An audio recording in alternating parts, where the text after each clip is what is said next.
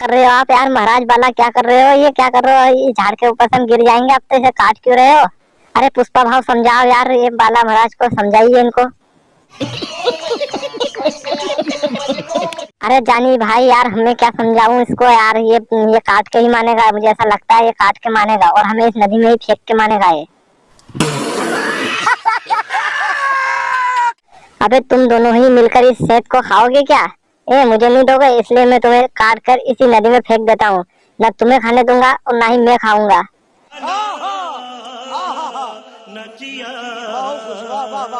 अरे यार बालाजी, आप ऐसे क्या कर रहे हो यार? महाराज बाला आप ये क्या कर रहे हो? आपको हम बिल्कुल खिलाएंगे, सेब को खिलाएंगे। हम काट तो ले पहले इसको, और काट कर हम लाके लाएं।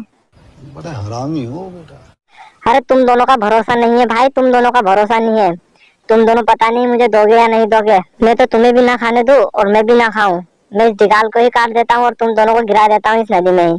कौन है ये लोग? कहाँ से आते हैं ये? अरे ऐसा मत कीजिए बालाजी, मत कीजिए ऐसा, महाराज बाला ऐसा मत कीजिए। ठीक है ठीक है।